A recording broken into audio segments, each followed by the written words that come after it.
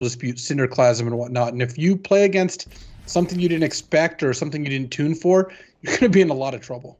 Now, that Cinderclasm really does stand out off the deck list to me. How does it line up against rogues? You know, it can do 1 or sometimes 2 damage if you kick it. Yeah, it's nothing special. Like, yeah, it can kill some of their small creatures. That can definitely happen. But a 2-mana spell that kills only Wind Robbers or unpumped Thieves Guild Enforcers isn't great. And paying 3 mana to kill a slightly bigger Thieves Guild Enforcer is something else that it could, again, it could do something, but it's definitely not one of your best cards. And in fact, it's something I would expect to be boarded out. Joel kind of playing this one slow here, has a Rune Crab in the opening hand, decides, you know what, I'm just going to go ahead and run out this Soaring Thought Thief here on turn 2. And so far, it's landed. Yeah, this is a solid hand for rogues. In fact, a more than solid, actually. Good beginning to play Thought Thief into Thieves Guild Enforcer. Now debating, do you play another Thought Thief? Do you play a Ruin Crab? Which land do you play? And looks like a second Thought Thief here, because Cinderclasm can't really punish you because the Thought Thieves are too burly. That's right. It looks like no red mana anyway for Mori. Mazemind Tome was the play there for Mori, so a slow start for the control player here and a very fast one for the, as it turns out, aggro player somehow. Look at this. Well, that's why Rogues has been such a format-defining deck. I mean, it hasn't always been the best deck in Standard, but it's always been among the best decks, if not the best deck. It's because sometimes Rogues just has these draws where it plays 1 mana 5/2s and 2 mana 3/3s in the first couple turns, and you just die. So getting to desperation now for Mori. It looks like there's no way out. Oh, Mori couldn't win this game even if João had no other cards in hand and never drew another card. Like that, and that's not the case, because even if Creature died, that end of the story means a full grip. So that was the case of a good Rogues draw versus a bad Izzet draw. So I wouldn't say that that's exactly how it's always going to go. But I think Rogue's best draw beats Izzet's best draw. Rogue's average draw beats Izzet's average draw. So you're in a bad spot when you're hoping that to have a better draw than your opponent. Otherwise, you're in trouble. Yeah, it's interesting. Mori, we asked Mori about what led him to decide this particular deck for Standard. And what he said was he feels that the metagame is broad and that there's a lot of good decks. And so that he prefers to take a deck that he knows is kind of centrally positioned, good against everything regardless. And, I don't know if he's hit that here. He's got some pretty narrow cards in the main deck, expensive cards like Kyurabet's a Sea God and cards like Cinderclasm, which are, they have varied results depending on the matchup. Well, what's going to end up happening is Mori does have the tools, I think, to beat any given matchup, but he's trading a lot of consistency to get that because, yeah, there's Mazemind Tomes and like expressive iterations, but we're not talking about an incredible amount of draw smoothing. Ponder is not a card you get to play. So what's going to end up happening is when you play against Gruul and you draw your Mystical Disputes and Sought Comings and Midnight Clocks, you're in trouble. When you play against Rogues and you draw your Cinderclasms and Kyurabet's the Sea God, it's just not going to accomplish all that much. So you just kind of have to hope to draw the cards that line up well against whatever you're playing, and that will happen sometimes. The Izzet deck will look amazing, right? It'll Spike Field Hazard their Lotus Cobra, and then it'll Fire Prophecy their next play, and then it'll Disdainful Stroke their Winota, and you're like, wow, this deck's great. But sometimes you just end up with a clunky draw against whatever you're facing, and it just looks like you're a collection of blue and red cards, because at its core, that's what the Izzet deck is. Right. Now, what about post-board? Does the deck get to transform itself a bit to try to have a better chance of making those good draws against a particular matchup? It does. You get to kind of refine your deck and take out Mystical Disputes against non-blue decks and take out removal spells against control decks. But I don't even know that in this matchup it gets better post-board, because the Rogues deck also gets to take out, its worst cards for more counter spells and Skyclave Shades, which are quite effective against a blue-red removal deck. You like this deck? The Izzet deck? Yeah. I don't really see a compelling reason to play it. Yeah. I don't think it's like a terrible choice or bad. I just think like I mean, he knew what he was getting into, and the way he described it, I agree with him. You just don't have an edge against anyone. And that can be fine in some types of events and in some situations, but I tend to want to use your testing to try to figure out what the metagame is going to look like and take advantage of that. This deck's not taking advantage of anything. You're just looking to be about even against everything, which if you don't know what's going to happen, definitely that can be a good plan. But part of, I think, the way to win Magic tournaments is to, kind of figure out what other people are going to play and play a deck that beats them. Right. And be correct about it, and then you kind of reap the rewards rather than taking the middle road. When it comes to Joao's choice, he said he wanted to pick a deck that he felt comfortable with. And so that was the main impetus here for picking this one. We can see Power Word Kill taking down a Flying Shark here. This was going to come down and try to ambush the Soaring Thought Thieves, but instead it is going to get killed. So that's going to get the requisite number of cards in the graveyard here to pump up the Thieves, and the damage is already starting to line up pretty quickly. I see Fire Prophecy in hand there for Mori. Also kind of getting interesting, double Shark Typhoon. Let's see, does he have enough mana to cast it and to hard cast and also play Prophecy this turn? Not quite, right? No, the Temple of Epiphany coming to play tap does make that not work out. But Shark Typhoon is still really strong. The first one got answered by the Power Word Kill. The second one is going to eat one of these Soaring Thought Thieves. The trade-off is that João is going to get to draw 4 cards off of that into the story if Mori taps out here. Oh, it looks like if Mori wants to go for a Shark Typhoon that's a trade, this is a way to do that. Oh, this got interesting too, because he actually found Mystical Dispute off of the Fire Prophecy. Oh, and then the Fire Prophecy actually makes the Thought Thief a 2/3, so this is no longer a trade. It's going to get to maybe eat the Thought Thief, but we're going to draw 4 cards here out for João and see what ends up showing up. Boy, just 1 mana short there for Mori from really having himself in a decent position. But with those 4 cards going into hand, and it looks like of one mind as well, so even more cards available here for João over the course of the next few turns. Although the good news is from Mori's side, there's no board state, right? He's not under any pressure, at least. I actually think this is solid for Mori. The second Shark Typhoon went a long way, and how about the third one? Yeah, because of that dispute, he's going to get to resolve it. You don't go for this play without Mystical Dispute, but now João can actually draw as many cards as he wants, and that hardcast Shark Typhoon is going to go the distance. It's a really effective play against rogues. He just fell off of the screen if you saw that, Luis. João was super disappointed to see that Mystical Dispute. And like you said, now Mori can kind of sit back, especially if he gets to put that second Shark Typhoon on the stack. He'll get a 6/6 and have 2 of them, and it's extraordinarily difficult to beat that. And these have been fast games. I very much appreciate the pace of play that both these players have demonstrated. Excellent. It really has. Yeah, you want to know how to get coverage to like you make it snappy. That's right. Wow. Yeah, this looks great now for Mori. What kind of defense here does João have? Not much. Yeah, not a whole lot. The like, even if he is able to dispute the second Shark Typhoon, if that's what Mori goes for, like, the only way to beat an active hardcast Shark Typhoon is to put the opponent under a lot of pressure, and that is going to be difficult here. Despite having 2 into the stories, we haven't seen a single threat in multiple turns. Right, and even Mori can be content with that interaction because he nets himself a 6/6 Flying Shark off of the deal. And yeah, 7 cards in hand here for João, but I think Mori just says so.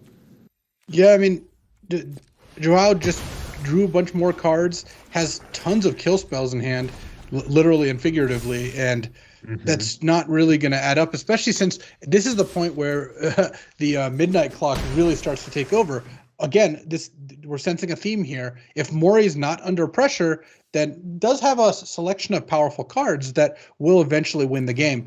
So João, going into game 3, is going to want to look for a hand that has Thieves Guild Enforcer, Skyclave Shade, Soaring Thought Thief, and just put early pressure and then sit back under counterspells. Here, the second Shark Typhoon and the Fire Prophecy really blunted João's offense. And look at this midnight clock. What time is it? It's Mori time. Puts that ability on the stack, and he gets to reload to the tune of 7 fresh cards in hand. A little memento Wow. mori there, and I think that's gonna basically do it for João here. Yeah, and it really impressive too. I mean, Mori's sitting over there with what, 7-8 mana available even after having that happen. So things looking very good for Mori here, basically locking up the game with that interaction. He still has the Shark Typhoon on the battlefield. You know, Dimir, not a color combo that's adept at dealing with enchantments once they're on the battlefield. There's a few ways now that have been printed in the last year and a half, but even then, you know, it's a narrow interaction and a difficult thing to deal with. And we're going to see João just scoop him up here as Mori set to go off. Boy, a lot of heat on these fire prophecies, Luis. The early interaction just seems so critical. And, you know, the ability for it to do that extra point of damage over like Stomp or Cinderclasm seems critical. You know, that was the way he was able to get back into that game, was by killing the Soaring Thought Thieves. If Mori can keep threats off the board, he's got the cards, you know, to overtake rogues. It's tough because rogues has the early threats, but also a sufficient suite of card draw. It just so happened that João didn't really draw anything off those into the stories. So despite drawing more cards than Mori in the like middle of the game, still actually somehow ended up with less relevant cards.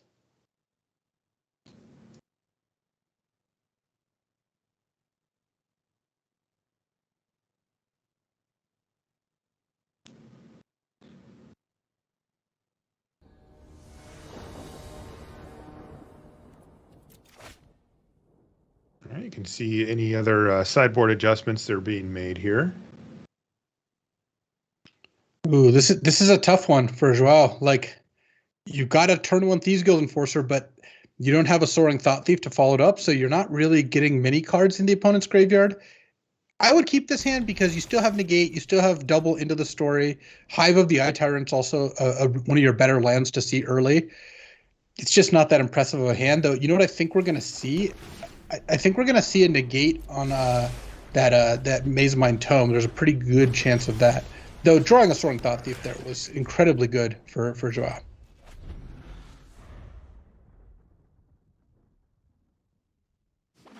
You can see Mori really has all of his bases covered here with cards like Field of Ruin in the main deck as well. Jwari Disruption to nail it? Oh, yeah. That feels bad. Jwari Disruption was a very strong draw for Mori there. Being able to counter that Thought Thief was huge, and hits a red source off of that Riverglide pathway. Though we'll see how things turn out here. Mori can play the Mazemind Tome with Mystical Dispute backup, and that's likely to come up here, especially with all these Shark Typhoons in hand. You kind of do want to just use your counters and then use that Mazemind Tome to hit your land drop. So this is actually looking pretty good for Mori. What's going to hinge on here is, can João draw like another Thieves Guild Enforcer or another Soaring Thought Thief? Just any other way to get a couple more cards into the graveyard here.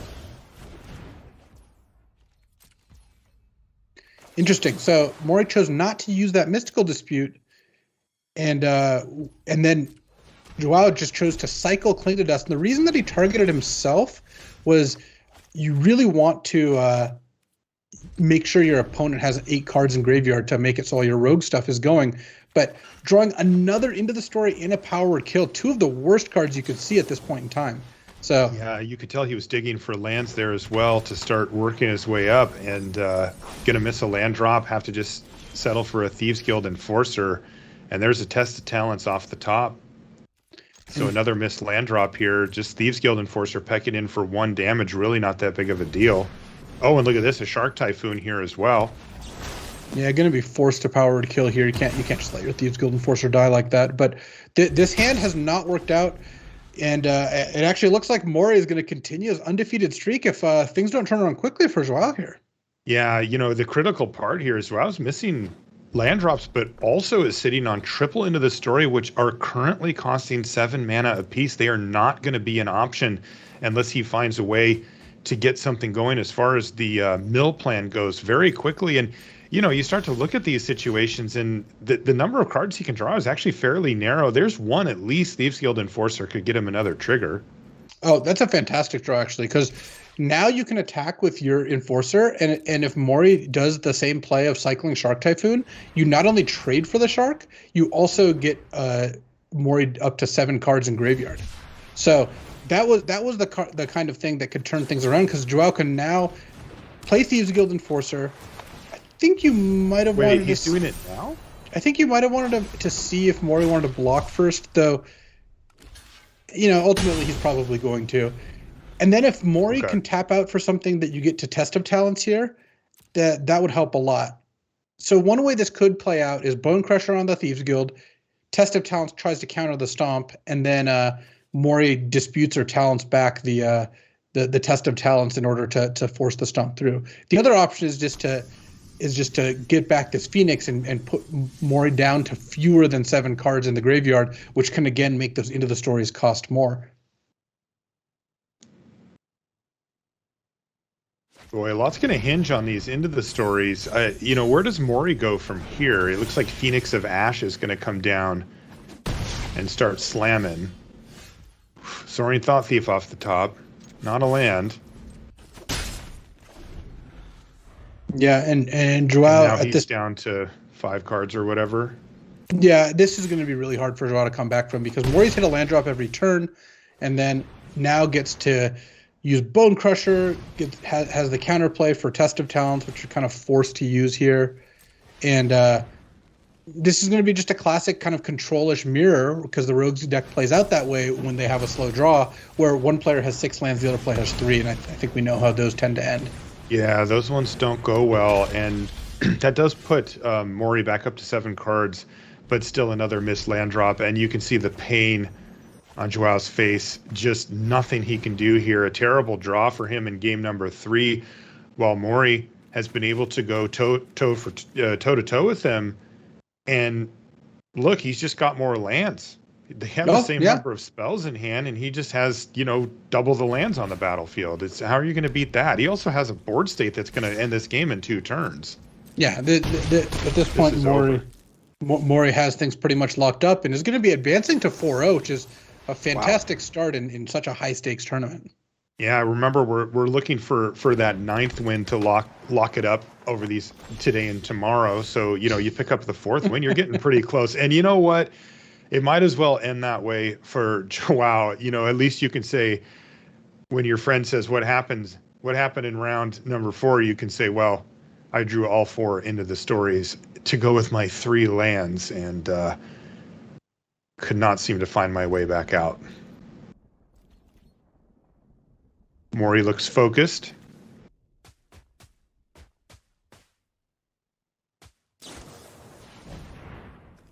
Fire Prophecy to seal the deal, and that's going to do it. That will do Noriyuki Mori picks up the win here. First round of Standard with an unorthodox Izzet control deck. Seals the deal there for the victory after going 3-0 in Historic as well. So really a nice start here for Mori.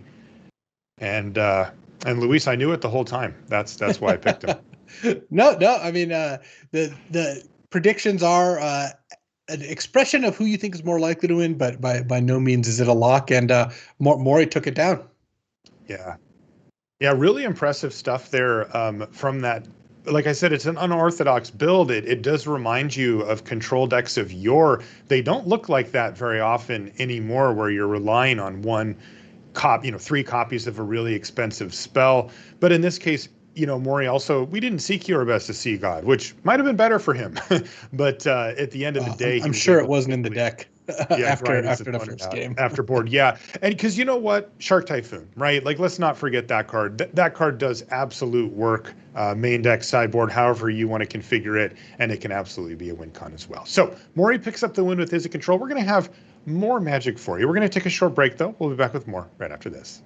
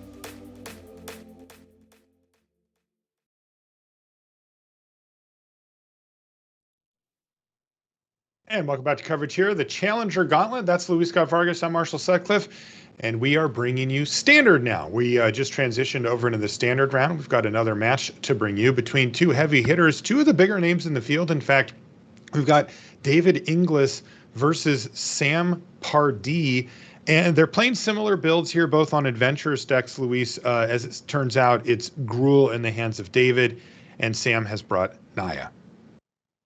The decks are fairly similar, but one pretty important difference is that Sam has access to Giant Killer and Showdown of the Scalds as a way to kind of break parity, whereas David Inglis has a pretty interesting brew with Valkyries off of Pathways here, and main deck Ox of Agonis. Like, he's going pretty big. So both players have a way to go bigger than the standard adventure packages, but in very different ways. Let's see who can pick up the win and remain undefeated. Both of these players are 3-0 off of the historic round, so very well done. And now they're going to change over into standard. Both players with what looks like fairly ideal hands. I mean, you can't really ask for much more than 2-drop, 3-drop, 5-drop on the play, with Bone Crusher being one of them, and your 2 creature lands that are going to enter untapped across your first 2 turns. Whereas Sam's got the whole Innkeeper package with Lovestruck Beast, Bone Crusher Giant, and even an Elite Spellbinder for good measure. Yeah, that Elite Spellbinder, something else that could potentially break parity between these two. Let's see what happens. Currently looks like mono red here for David Inglis. He's got Bone Crusher Giant, Goldspan Dragon, another Bone Crusher Giant, and for just a short minute. But this is very favorable, the way this is curved out for Sam, because now David's in a spot where he could cast a Bone Crusher Giant for 3 mana, but you're obviously giving up value if you do. He could leave mana up for Stomp, but so far the only target is a 1/1, and if he leaves mana up, it's pretty likely that Sam is just going to cast one of his 2 adventure creatures on turn 3. So the first stage of the game is looking pretty good for Sam, but David does have that Goldspan Dragon, which could be pretty threatening if it hits the board. Sam the Champ Pardee is going to send in with his 1/1 again, knock David down to 18. Now he has access to 3 mana and kind of pick what he wants to do. Again, the 2 mana looming over there for David, but he's going to go for the Elite Spellbinder anyway. So the main reason to do this, although it is weak to Bone Crusher, and we're going to see it get Bone Crushered, is it sets you up to cast Edgewall Innkeeper into one of the adventure creatures next turn and keep the last adventure creature for additional Innkeeper value. The part that's a little awkward for Sam here is not only is the Elite Spellbinder going to get Bone Crusher, Paulo gets stomped to oblivion, you also know that David has a second Bone Crusher ready to go for when you do play that Innkeeper. So Sam has to decide, do I just want to get 1 card off the Innkeeper? He could just run it out, play the Bone Crusher, and move on. But maybe he can slow roll the Innkeeper enough to potentially get more value out of it. I mean, this is the Adventures counterplay that we're kind of used to seeing. Look at that, another Elite Spellbinder off the top of the library. He did end up taking the Goldspan Dragon, so that's going to have that extra tax on it. You can see it's exiled there with 7 mana as a casting cost for it. Jespera Sentinel here for David could perhaps bring him a turn sooner to getting that dragon down, but it's still a ways off. And it looks like Sam's going to hit the tank here, Luis. What is he thinking about? He's deciding whether he wants to cast that Innkeeper and cast one of the 2 adventure creatures. He knows David's entire hand, so while you could Spellbinder the Bone Crusher, it's not that effective. You could still just cast the Bone Crusher for, the Stomp for 4 mana. So I like Sam's play. You're kind of locking yourself into just getting 1 card off Innkeeper, but that's just kind of the way these things work. You're not going to get more than 1 card off Innkeeper most likely, and just doing that and hoping to either draw Showdown of the Scalds or another Innkeeper that could both put Sam into a commanding position, because Sam is running out of time before that Bone Crusher, that Goldspan Dragon hits. But even when it does, now he's drawn Giant Killer. And the biggest reason to be Naya in this matchup is that Giant Killer is just like a huge stall breaker. Yeah, you can see it looming in hand there, ready to kill a Goldspan Dragon, the most powerful card drawn out of everybody's here. You can see how that would be something that you'd really like. It, of course, also gives you access to another adventure creature to make those Edgewall Innkeepers that much better. There's Bone Crusher. And Lovestruck Beast is going to hit the battlefield as well. So both cards exiled for David. He's actually doesn't have a hand currently, but he has access to 2 cards, go figure. And here's Giant Killer. Interestingly, with a freshly drawn, he can afford to chop down the 5/5 and actually start to get rowdy here, Luis. Yeah, and then still has another Giant Killer in hand for the Goldspan Dragon. And then, Giant Killer in play is pretty substantial. When you start going to these longer games, it can lock down a 5/5 basically for good. Yeah. Interesting draw there for David. He finds Ox of Agonis, where he's going to turn those exiled cards into a benefit here as he just gets to reload. He did need the Esper Sentinel just to be able to cast it to get the second red source, but he had it. What did he find here? A Pathway, a Rimrock Knight, and a Magda. Nothing too impressive, though. Drawing Ox was a fantastic draw. Maybe the best draw in his deck besides, even Valky couldn't quite be cast right now. So Ox gives him a fresh hand. It happens that those cards are kind of low impact, but now Sam is in a bit of a bind where Sam's going to need to not let that Ox hit the graveyard. And I would expect Sam now to use the Giant Killers to tap down the Ox and keep it out of combat, because he really doesn't want to give David the opportunity to escape the Ox and draw another 3 cards. Asika's Chariot off the top of the library there for Sam, and it looks like he's content to keep the pressure up here with his Lovestruck Beast. Chariot was a solid draw. Oh, Sam did offer the trade there. He did, but interestingly, David didn't take it. Maybe he doesn't have enough cards in the yard. Yeah, he's not going to be very close to getting the Ox back, and also may have worried that if he double blocked, a Bone Crusher Giant would kill one of the creatures, send the other into oblivion here. Right.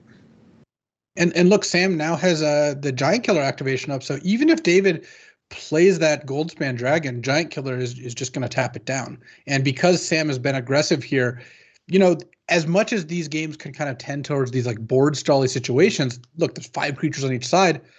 Sam's gotten 10 points of damage in with that Lovestruck Beast. So that does mean if David gets too aggressive, Sam could do the old tap a creature with Giant Killer, untap, tap another creature with Giant Killer, swing for the fences. That's right. Additional to that, he even has access to chop down here if he'd like with that second Giant Killer in hand. Here comes a Goldspan Dragon. This thing's been sitting on the bench for a while thanks to an elite Spellbinder way back on turn 3. But as you can see, here comes the tap from Giant Killer just to lock it up.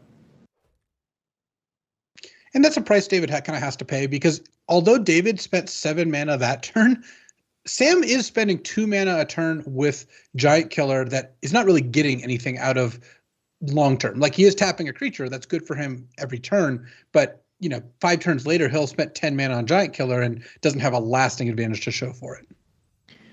Yeah, you can see how important getting that Goldspan Dragon tapped down is here as well. Elite Spellbinder ready to start attacking in the air.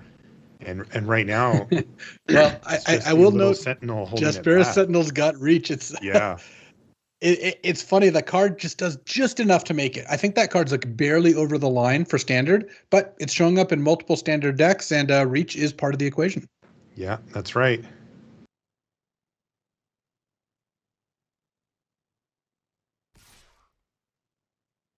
David's deciding if he can get away with an attack here, and it looks like he can. This Bone Crusher Giant can get in, and Sam says, all right, I'll go down to 12.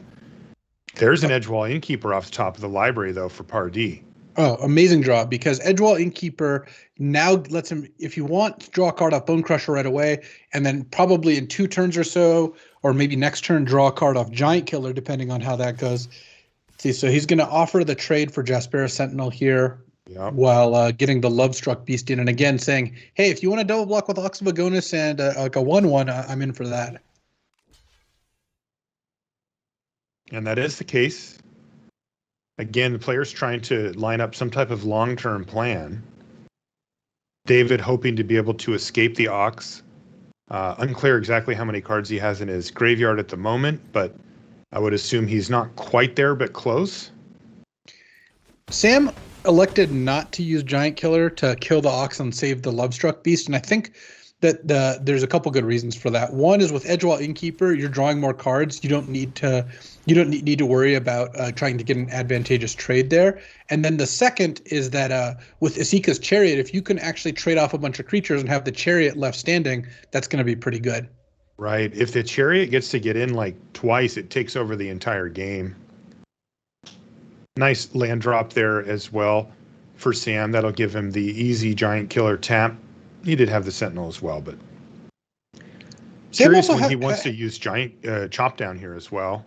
Yeah, he has the option of using chop down thanks to that Jaspera Sentinel, and that might be better just, mana efficiency wise, killing the Goldspan Dragon rather than tapping it down. It does give David a treasure, but David's on tons of mana, and even though he does have 2 Lair of the Hydra, you gotta remember that, and a Den of the Bugbear, he's not really in a position to use those right now against Sam's board. So Sam has to be aware of them, but they're pretty mana inefficient. So they're kind of like a last resort thing rather than your main plan.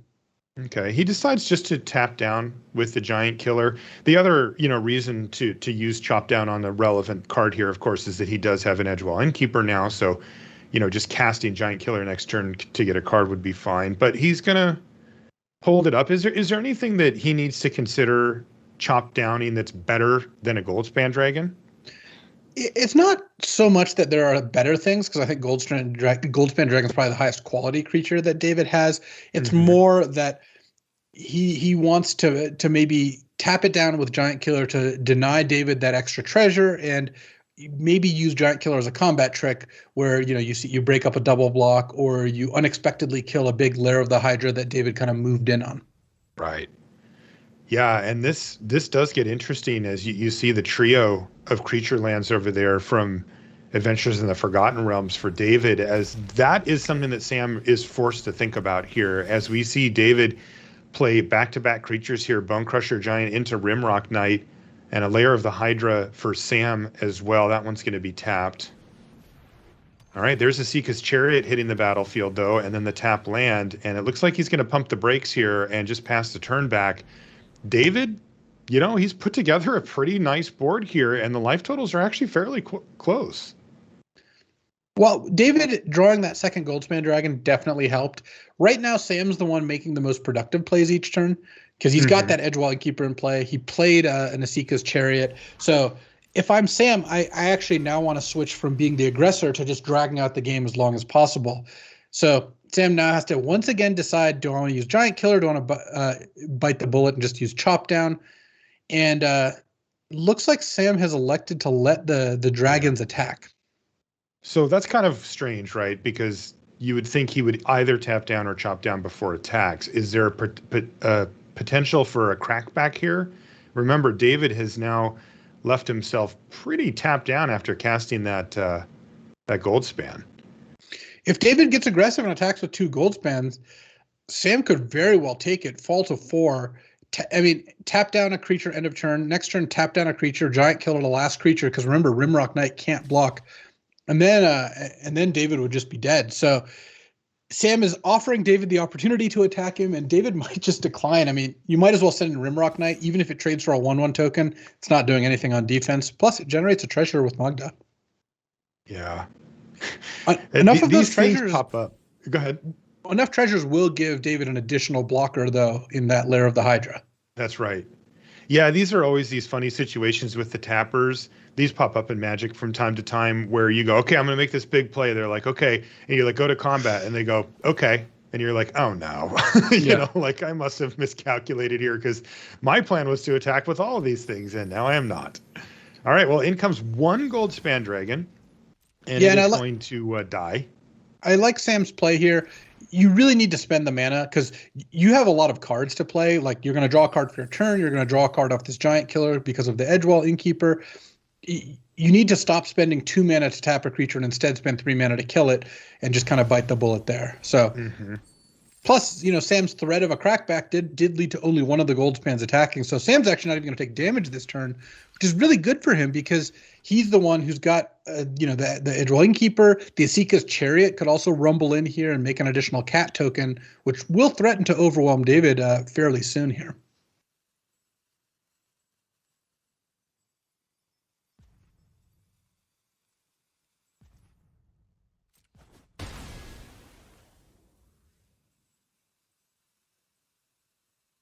What you might see is Sam sending in the chariot, copying a cat, and then David perhaps wanting to spend enough mana to activate Lair of the Hydra big enough to eat the chariot, at which point Sam would have to use the giant killer to tap it down. And again, it's just a lot of counterplay, an intricate matchup, and both these players are very deliberate with their plays and kind of understand what's going on here. Yeah, a land off the top of the library, and then a Tangled Florahedron was the draw step off of the Edgewall Innkeeper there. So not a lot of action here for Sam, but he is going to fire up the Chariot, get in with the Bone Crusher and the Chariot. Yeah, once again, Sam wants to trade off creatures because with those two giant killers, if he can get the board smaller, he can do the play we've been talking about that he's been threatening to do of now with two, tap, tap, untap, tap, tap. And that gets a lot easier when there's only two creatures on each side instead of more. Yeah, you can feel the grip tighten here for Sam Pardee. He has been in the lead in this game for almost all of it, but he is yet to be able to quite make that big push to slam the door on the game, but it's been slowly inching that way turn after turn. Even though David's put up a good fight, he's made him respect it, right? He's like, hey, here's a couple of dragons. He's got a couple of Bone Crushers. He's been eating up the mana of Sam Pardee by forcing him to use his giant killer and by threatening just enough so that Sam can't just slam in. But this one feels like it's just slipping away here from David Inglis. Yeah, whoever earlier in the broadcast pointed out how good Giant Killer was in the mirror really nailed it. It's these Giant Killers have taken out a big threat, drawn a card off Innkeeper, and now are kind of dominating the board. I think that was Corey, actually, in our pregame. Are you sure? Because he hasn't picked any winners correctly, so that makes it less likely that it's Corey. That's true. He has not.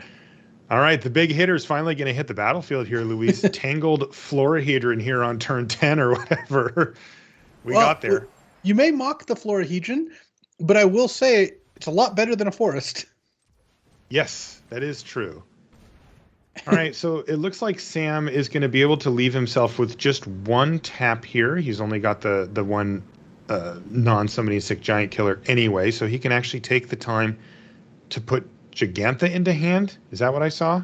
Yeah. Yeah, and that again is just Sam really doing a great job of taking advantage of his lead in this game. I mean, obviously Sam Pardee is an elite player, and just watching how he's not, going too aggressive to try to, recklessly attack, but he's also really putting pressure on David and then taking advantage of that. If Sam was behind, he would have to leave up both giant killers maybe on a next turn, one is summoning sick, and not put Gigantha in hand. Instead, he's able to put Gigantha in hand and tap mana to cast Gigantha, at some point activate this Lair of the Hydra. And David is in a pretty much untenable position. Even drawing Edgewall Innkeeper with a Rimrock Knight in hand, I don't see that letting David off the hook here. Lots of small creatures on Sam Pardee's side, but he has been able to consistently generate advantage. And Rimrock Knight really not what David wants to see here. And that Ox of Agonis sitting all by itself there, not apparently quite enough cards to get the escape going. And it's worth noting that David has the opportunity to make some fancy plays here. I think he's going to go for it. He's going to use Magda and then Rimrock Knight on the dragon to make the 5th treasure, and then he can sacrifice those 5 treasures to put Anasika's chariot into play. Wow. Okay. Just normal Gruul plays here. I was going to say it's a little out of left field for Gruul, but that's pretty sweet. His other option would be to get Embercleave, though, of course, that's just not really going to do it right now.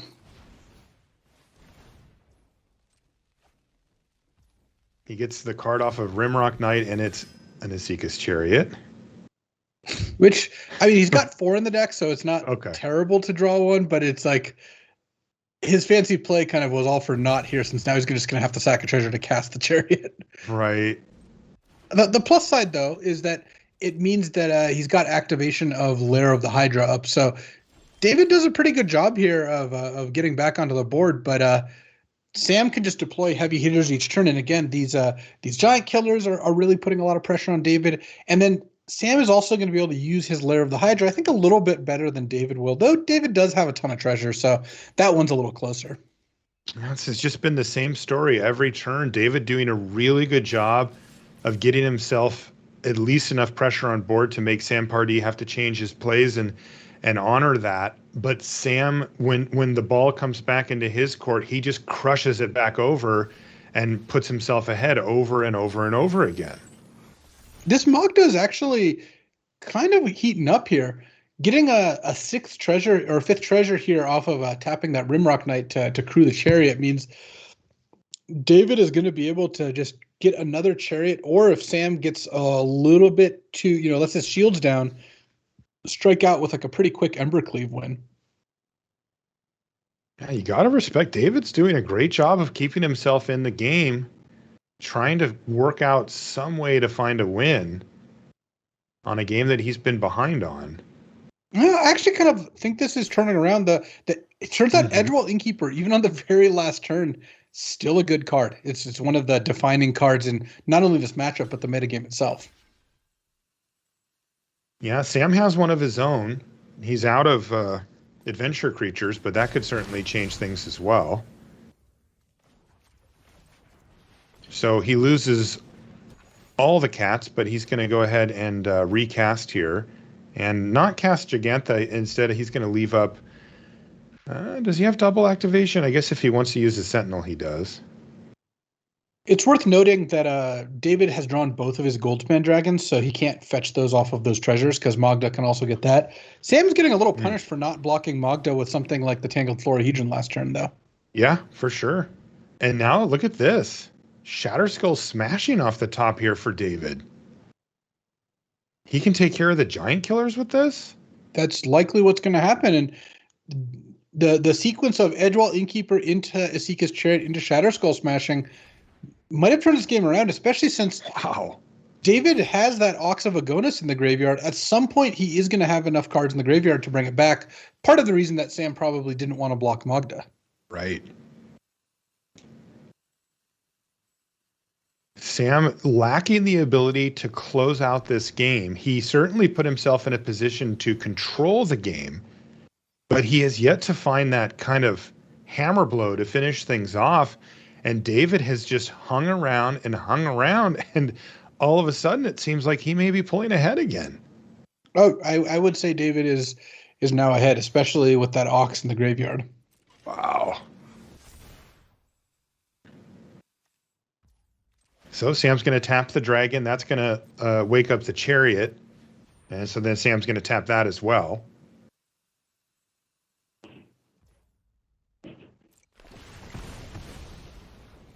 And there it is, Shatterskull smashing to take down both giant killers. And now Sam Pardee has a bunch of small creatures and not much else going on. He's going to need to find an adventure creature off the top of the library. A Showdown of the Scalds would also likely swing the game back in his favor. I mean, this deck is playing that. And Sam is, I'm sure, on the lookout for one. Note that the Ox is now online. It looked like it lit up. So at this point, David's going to be able to draw an additional 3 cards and widen his lead over this game. Yeah, it looks like he can just go for it now and still maintain the 5 treasures for Magda as well. So another great turn here for David Inglis.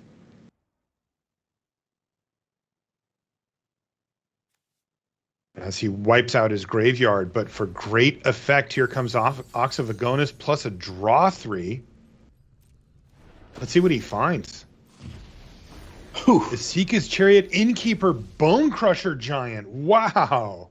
Oh yeah, that's gonna be tough because now David can go Innkeeper, Bone Crusher, your Innkeeper, play Bone Crusher if he wants. He can make a long string of plays if that's what he's into. He didn't want to cash in the treasures, it looks like. He just passes the turn back, and it's Giant Killer off the top here for Pardee. Not bad. Giant Killer certainly a solid draw. Gigantha the Wellspring's going to hit the battlefield. And it looks like that's going to jump in the chariot and go for a little ride here. I keep looking at those creature lands for David Inglis too, right? We could just see a turn where a couple of those get woken up and all of a sudden Pardee is just getting assaulted. David does have to be careful though, because Mm-hmm. Sam also has a Lair of the Hydra, and if David again gets too aggressive and that Lair of the Hydra comes over, it could attack for 8 pretty easily. Mm-hmm. Okay, so Ox is going to jump in front of the Cadillac there, and they're going to trade off. Land off the top now for David. Wow, what a great opening game. Really close the whole way. Bone Crusher's actually going to hit the Jaspera Sentinel here, Louise. Oh, this could be dangerous.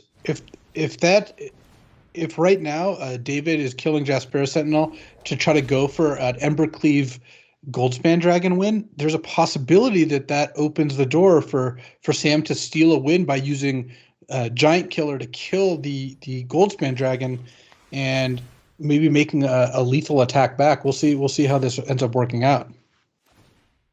So far, we do not see the Embercleave.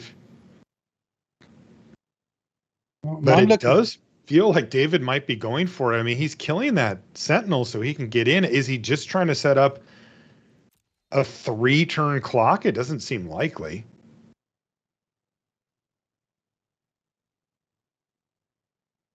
Sam's deciding if he wants to block the chariot, but the dragon right now is a free path in.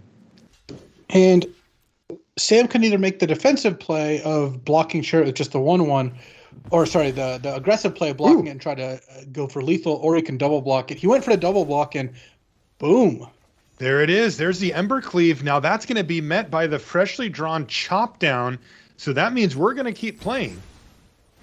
It still doesn't look that great for Sam. No, he's under a ton of pressure, but the game's not over, and that would have been much worse, of course. Now we're going to see another chariot. The one saving grace for Sam Pardee is he still has that Edgewall Innkeeper on the battlefield, so if he can find something off of Giant Killer, like a showdown maybe? Oh, Lovestruck is awesome because wow. I mean this is the whole adventures engine, right? You just start to just go off, draw cards.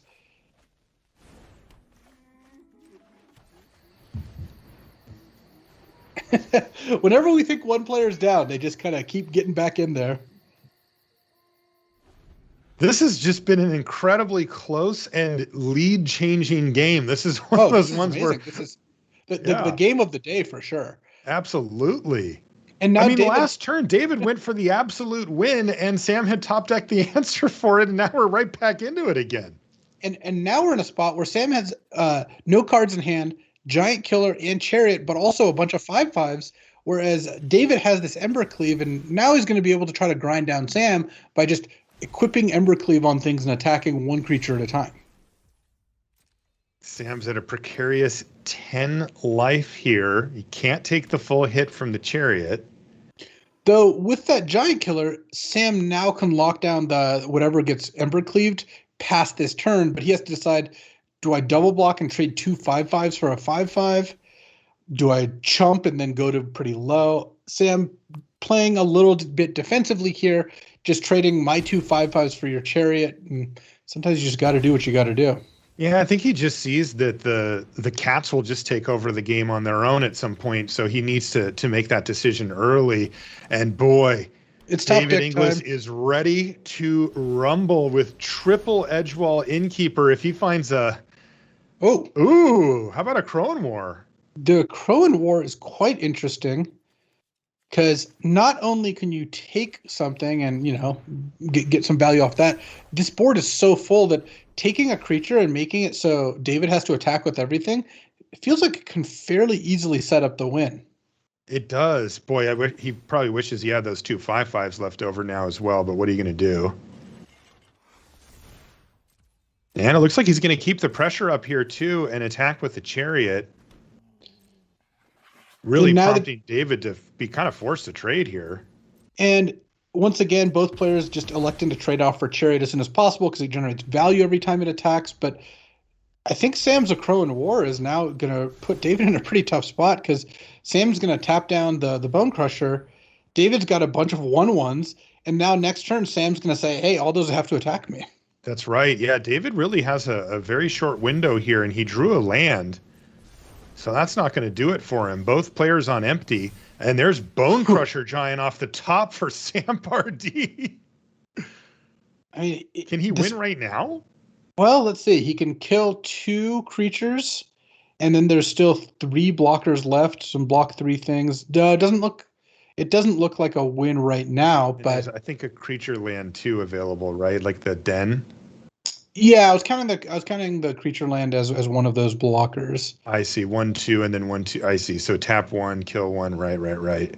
It's so close he may though. just need to. Yeah. Well, and then also Sam has the lair. I wonder if that changes it. I think Sam's like a point short of winning here if he like Bone Crushers, uses Giant Killer, animates, and attacks. Also interesting that, David doesn't know about the Bone Crusher. So if Sam could make an attack, where David was like, okay, fine, I'll go to 2 or I'll go to 1, then the Bone Crusher gets the job done. As it stands, though, he's going to lean on the raw power that he's generated here. Oof. So with the Crow in War. Lovestruck Beast the draw for David, and wow. Sam winces a little there because that's equal to 3 cards off Edgewall Innkeeper. Oh, there's a land and an Embercleave number 2. Does that Embercleave change anything? Sam can tap down the cleaved creature. There's no way for David to get in and steal a win here, though, right? I don't think so because Sam is probably going to tap down the Bone Crusher Giant and then just has Stomp for the Magda. Right. Okay, the lair's going to get woken up for 5. Well, now Sam, I think, probably wants to tap down the lair. He has to be cognizant of the second Embercleave, because Sam is in a winning position. Because remember, David has to attack with everything this turn. The only creatures he'll leave back are a Lovestruck Beast and a 1/1. So if Sam lives through this turn without losing all his creatures, he's going to win. So he just needs to make sure that he doesn't lose to the second Embercleave because these players are playing with open deck lists. That's right. He sees those 2 treasures sitting over there looming, and he knows that Embercleave's only going to cost a couple of mana here. And it's interesting because normally, a top-decked Embercleave wouldn't even be your top priority. But here, Sam's job is to narrow it down to the things that he loses to, and that seems to be about the only thing. Yeah, and I think this activation of Lair of the Hydra is really gonna cement Sam's lead here, where he's able to put himself in a position that unless he doesn't block the Bone Crusher at all, he wins the game. Mm-hmm. And now he's in a spot where if David plays Embercleave on the Bone Crusher, yeah, Sam drops to 5 and then wins pretty easily on his turn. So there's the block. Cats go in front of Innkeepers. 1-to-1 ratio there, so really bad for David. And David's just going to let the trade happen. Well, now his Ox of Agonis is online, and since he would just die if he played Embercleave, he can play Ox. I don't even think anything can get him out of this. He already played a land for the turn. He'll have 3 blockers. He'll block 3 cats and take just a bunch of damage here. Mm-hmm. I think that's lethal. Let's see. Oh, actually, I think Sam is 1 point short. Wow, really? But Sam is going to go the other direction and use a Crow in War. It's going to deal damage to tapped creatures here. So it's going to kill that Lovestruck Beast. It's going to draw off Edgewall Innkeeper and go for the win in a turn instead of right now. But this game has gotten pretty close. Yeah, and there's still, scary stuff on the other side of the battlefield here. David Inglis has Shatterskull smashing Bone Crusher and still has an Embercleave hanging out on the battlefield. Land off the top. This game is incredible. It just won't end. I mean, look at the clock here. David's on just under 9 minutes. It's game 1. Yeah, every turn where it looks like a player is going to win, a turn later it looks like they're losing. And right now, David's putting Sam under some pressure here. He really is. And this is 12 minus 8. This looks like lethal with this Bone Crusher Giant. Actually, David's going to steal this game. No way. That Bone Crusher is enough to actually get the win here? Wow. And Sam Pardee can only shake his head because he could have thrown another creature on it. And David Inglis wins that game. Unbelievable. Wow. I cannot believe he won that game. Neither can Sam, and neither can David. All these players are kind of in disbelief over what happened there. I think Sam was less frustrated about that last block and more feeling like he could have pushed through lethal a turn or two earlier. Was Sam supposed to block with more creatures there to play around Stomp? I don't know that helps, because then you're just throwing away a bunch of creatures.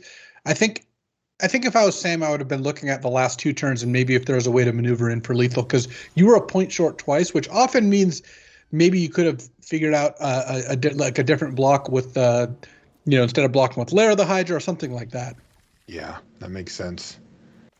Wow. What an incredible game 1. Now Sam's got to kind of shake off what's ultimately a really close game and a really tough loss and try to string together 2 wins in a row here. It starts with this game. You see he's got Wilt at the ready. It's Jespera Sentinel there for Inglis, who has Magda. You can start making treasures off that right away. No play here from Sam outside of cycling a Wilt. This is tough. Sam, pretty good. That was a good set of draws, just 2 cards you could play the next turn. But Sam's about to run into the combo of Jespera Sentinel Magda into a turn 3 Asika's Chariot, which is quite strong. Yeah, the only saving grace here for Sam is that A, he can break up the combo before it completely goes off, and B, he does have a Chariot on his turn to match it, and he was on the play, so he'll be able to at least have blockers and not let the Chariot completely run away with things, potentially. But boy, this is a lot of heat early in the game here for David Inglis as he passes the turn back over. Okay, a pair of Giant Killers in hand could change the equation as well, but it looks like Sam's forced to play the Asika's Chariot here. He can't just take damage from these cats in the meantime. Well, I mean, David's quite skilled. Both players understand that if Sam passes with mana up, David's just not going to activate the Chariot. He's just going to attack with the cats. Exactly. So it's kind of awkward for Sam here because he could trade Chariots, but if he does that, then he doesn't get value from his Giant Killer. Now David has to decide, does he just want to go for 10 here? He can just cast the Embercleave. Feels like you might as well. Wow, look at this. Embercleave on the stack. It's going to go on Asika's Chariot and knock Sam Pardee from 20 to 10. Okay. A lot riding on these Giant Killers here. Yeah, these Giant Killers are going to be a big part of any Sam victory. Sam's going to get his Asika's Chariot on the road as well. Get a copy of one of the cat tokens and pass the turn back. He can cast both copies of Chop Down here. And so now David, even if he's aware, I mean, certainly he's aware that the Giant Killer is a possibility, he might decide like, hey, I've got a second Chariot. There's no real reason not to go for this. Because if Sam somehow doesn't have a Giant Killer, then this Chariot attack is obviously going to be fantastic. And this attack looks fine on its own, right? Like Embercleave, it doesn't need an Embercleave. No, I would not expect David to go in on Embercleave here. Like he could if you wanted to, but if Sam doesn't have anything, you're probably winning. So trying to equip Embercleave to the Chariot, it's kind of the height of greed. Right, especially when you have the follow-up Chariot in case this one gets chopped down, which is exactly what happens here. You saw, critical timing there, right? Sam says, okay, you may enter combat, you may not declare attacks, and then he chops down the Chariot, and here comes another one.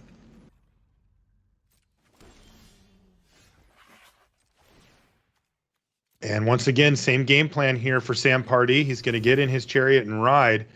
In it comes basically every single time he can attack, he will be doing so. He's trying to maximize value, and you know what? I think it's a good play here from David, by the way, not going for a defensive Chariot, because that would have run into another Giant Killer, which would not have worked out. Now we're going to see Giant Killer plus Jespera Sentinel land, and then the chop down waiting if the opposing Chariot were to get activated yet again. Bone Crusher Giant off the top for Inglis gives him an answer for the Giant Killer on the other side of the battlefield as well. And Sam did telegraph this this Giant Killer a little bit because he's got a Giganta and he could have companioned it into his hand. Chose not to. But he also has a Lair of the Hydra, so there's like a little bit of camouflage there. This might be the turn where David goes for an Embercleave, and he does onto the cat instead. Okay, so we're going to see Giant Killer chop down the Chariot, but that means that the cat is free to attack here. It is non-lethal. Ooh, the rare quadruple block, though, here from Pardee. I like this. It plays around a removal spell because you take down the cat one way or another. I mean, you don't love it if you're Sam because you're trading a Jaspera Sentinel, a cat, and another Jaspera Sentinel for a cat. That's not a particularly good deal. Yeah, Embercleave, still the truth. And now we're going to see Stomp on the Giant Killer, and Sam Pardee's mostly out of gas here, though he does find a Bone Crusher Giant off the top, and currently all the targets are 2 toughness. And this is pretty well hidden as well. He now puts Gigantha into his hand, and he still has a 2 mana left over for Stomp. Ooh, he's going to get in, too. I like it. Oh, I love getting aggressive here, because now if David goes equip Embercleave on a cat, Sam drew Bone Crusher as his last unknown card. He can Bone Crusher the cat, and then if David goes to re-equip, all of a sudden David's in trouble, potentially facing down lethal thanks to that Lair of the Hydra plus those cats, so David can't go too aggressive. Right, and he doesn't have lethal himself. Even if the cat were to hit, it would hit for 6. Really close games here. Wow, another really great game between these two. This is a highlight of the weekend for sure so far. So just the cat's going to come in on its own. And then Bone Crusher's going to hit the battlefield. And there is finally Showdown of the Scalds, the card that Sam Pardee was looking for most of the first game. He's got 3 of those in the main deck. This is supposed to be the advantage that he gets by stretching his mana a bit, and it just has not shown up until now. Oh yeah, now as we've said, 15 times, now Sam's in the lead because now he's got that Giant Killer which can annoy the Embercleave. Yes, David does have a Shatter Skull Smashing, but it's going to be hard for him to leverage all those in the same turn. And if Sam gets to untap and it doesn't die, he gets to go Innkeeper, Bone Crusher, draw 2, generate 3 +1/+1 counters, and have 3 fresh cards in hand, which also generate +1/+1 counters. Because remember, Showdown of the Scalds, Chapter 2 and 3 effects, they have a really big impact on the board. It's not just card draw. I also want to note something that I think we haven't really highlighted. David's got 4 minutes left. And this is game 2. This is not game 3. I said that when we were coming across the first one, that he was under 9 in the first game. Now he's under 4. This is a real problem here if he can't close out this game, because these have, he does have the potential for fairly aggressive quick wins. I mean, he went for one here, but as we see, Sam Pardee has the tools to keep him at bay. And now David could equip Embercleave and attack for 6, but then Sam would just fall to 2 and win on the backswing, just on the board thanks to the Showdown. So it's not able to do that. And now it's going to be. I wonder if Sam has lethal here with all these Innkeepers.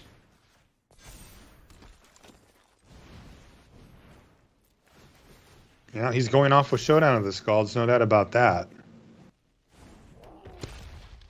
And it looks like he drew Burning Hands as well, which is enough to take down the cat. He's throwing counters around, and this one's well and truly fallen apart for Inglis, who recognizes not only has he fallen woefully behind, but he needs to get to game number 3 as quickly as he can, because he only has 3.5 minutes left on his clock. We're going to take a short break. When we come back, we'll have the deciding game between this great match between David Inglis and Sam Pardee. Don't go anywhere.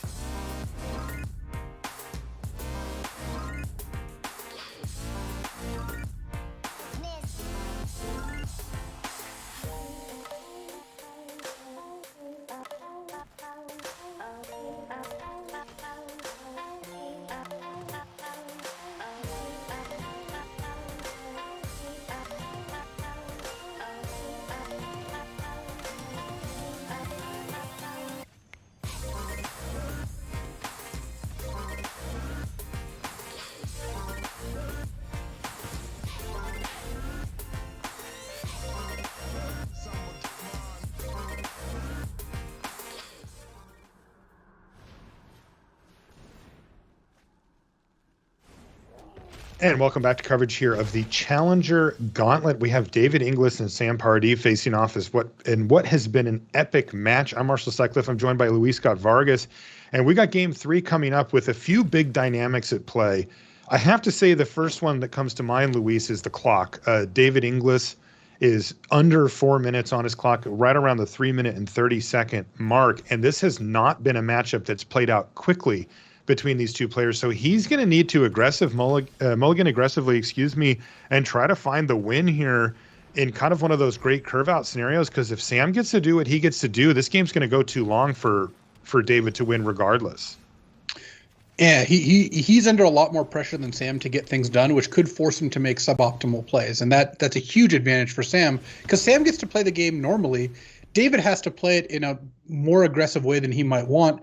And Sam also knows that. So Sam can then make plays that take advantage of that. It's like a double advantage for Sam. It really is. And, you go back to game number 1, right? David played at a reasonable pace. It just was a super long game, but he had a lot of very difficult decisions to make, and he needed to make all of them correctly. If he fell off at any point, even missed a point of damage, it would have been the difference in that game. He was able to steal it at the very last second there. I do want to note something. The deck lists that we displayed on screen were not right. Sam does have Burning Hands in his registered list. It was not displayed in his sideboard on screen. Also, the deck list displayed like 8 cards in David's sideboard. He's playing a 15-card sideboard. So he did manage to get up to 15. All right. I saw chat, getting, wondering about that, and I wanted to clarify it. They were wondering out loud, were they? Wondering is one way to describe it. Yes. Here comes Fire Prophecy. I also want to note both players have had amazing draws here. Seriously, look at these hands. Like we've kind of set the stage for this, and the players are already into the mid game, having both curved out beautifully, having tons of permanents in play. So I think Sam is certainly ahead here, but neither player's draw has been a slouch. Sam needs to make sure that he doesn't open himself up to an unlikely loss here in the first few turns. That's his main thing. If he can get to the mid game, he should be golden. I mean, he's got Showdown of the Scalds in his hand. You see Red Cap Melee after the Fire Prophecy went off already. I mean, if Sam's going to lose this game, it's going to start with Ember and end with Cleave. And Sam's aware of that. So he's going to make sure that doesn't happen. And it's actually funny that Showdown of the Scalds isn't exactly the most, enticing play here, but he in terms of like, can I survive the next 2 turns? But if you do live through the next turn, it gives you an overwhelming advantage. And Sam would just be winning this game even if the clock wasn't an issue, by a lot too. He even has Wilt up. It's face up, so David's not going to go for it. But a face up Wilt is still really strong against a potential Embercleave. Yeah, in this case, it's just Seal of Embercleave. It just says you just can't really go for it. It's going to go away after this turn. Like Sam has until the end of his next turn to cast it. But that's a big enough window. And David's only other play is to play Isika's Chariot, unless he wants to just play Lovestruck Beast, which is his weakest play. But he kind of has to, because if he plays Chariot, that also just gets wilted for free. Brutal. That Wilt doing serious work, considering it's probably not going to get cast this game. I mean, I wouldn't be surprised if Sam wilted the treasure token. David's been missing land drops here. There you go. All right, now Showdown of the Scalds enters. I'm going to build up a big defense mode with the second chapter there. So Sam is continuing to add to his board. Also, as we approach the 2-minute mark here for David Inglis, I want to remind you, these players are 3-0. They're the last 2 paired up 3-0s going against each other.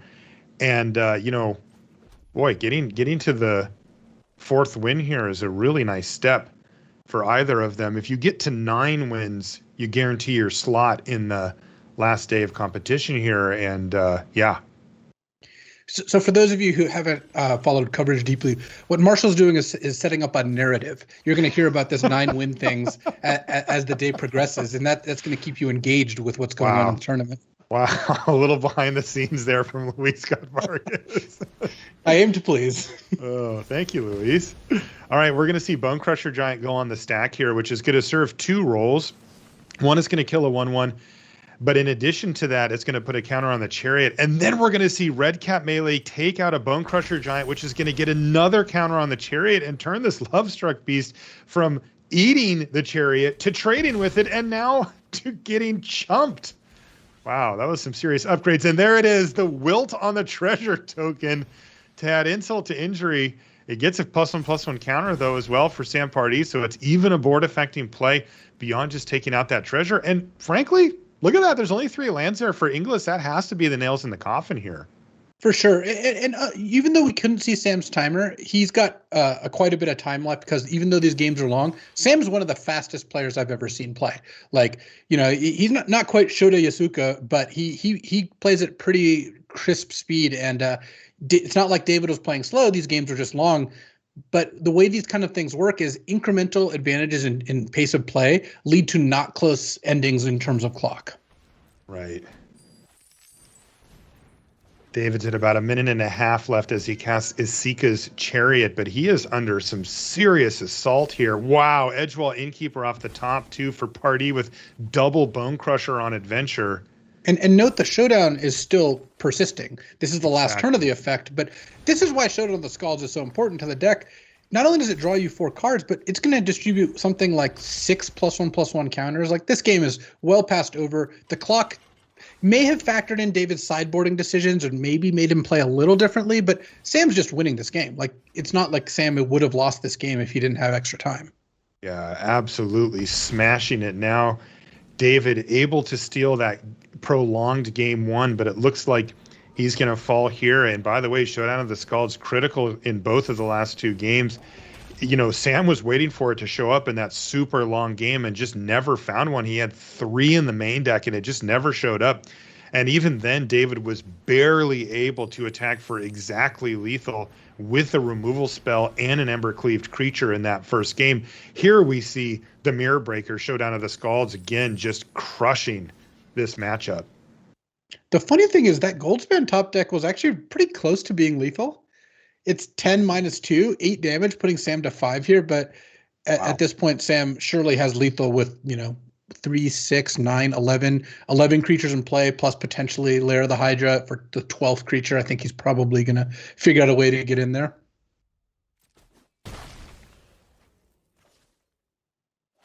And it looks like we're going to see Isika's Chariot produce another 2 blockers here at the cost of a prior Chariot.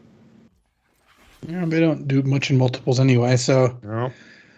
Sam does have to worry about that Goldspan Dragon, but I don't think that's gonna give him too much cause for concern. Let's see. So David's got 5 blockers. Sam's biggest 5 creatures: 1, 2, 3, 4, 5. Sam doesn't have lethal again at the end of it. Sam is somehow so far ahead, but these decks just do such a good job of just clogging up the board and putting tons of stuff into play. I don't think Sam has lethal, and because of that Goldspan Dragon and those potential Embercleaves, Sam does kind of have to watch out for that. So the Goldspan, if it picks up the Embercleave, would deal 10. Sam's at 13, so he could take a hit. It's really scary. It is. Though what's going to happen here most likely is this is going to trade off some things, get Sam another creature. Oh, David's just taking the 6 here. Okay, so David's just conceding lethal next turn, saying like, yeah, you can kill me next turn, that's fine. And I guess hoping to draw like something like Rimrock Knight. I don't know if he has those in his deck still, but if he does, that is a potential out to make the Goldspan lethal. And he very likely does have him in the deck, by the way. If you're trying to win a game in 3 minutes, it feels like Rimrock Knight is a pretty important part of the equation. Right. Let's see if he can find it. It's just for a Sentinel. So close, yet so far. He's going to fire up the Lair of the Hydra and do the old attack all and make Sam figure it out thing, it looks like. But Sam, get ready for some serious blocks here coming in from Sam Pardee. He is just going to throw every creature in front of every single thing. All he needs to do is survive this turn. That's it. Look at that. 3 cats go in front of Magda. He puts a 6-6 and a 4-3 and a 2-2 and another 1-1 in front of the Lovestruck Beast. And then everything else is going to get met by 1-for-1 blocks. Again, Sam, with just under 8 minutes on his clock, has plenty of time to really figure out what these blocks need to look like, what he can get away with, and what bases he needs to cover to not die here. Plenty of mana available for David thanks to the Goldspan Dragon. So Sam does have to consider multiple options, but all of them include 2 mana going to Embercleave no matter what. And he can't beat the Rimrock Knight anyway. So there it is. Double block, single block, single block, triple block, triple block. And the concession from David Inglis, Sam Pardee kicks off his Challenger Gauntlet with a 4-0 start. The clean sweep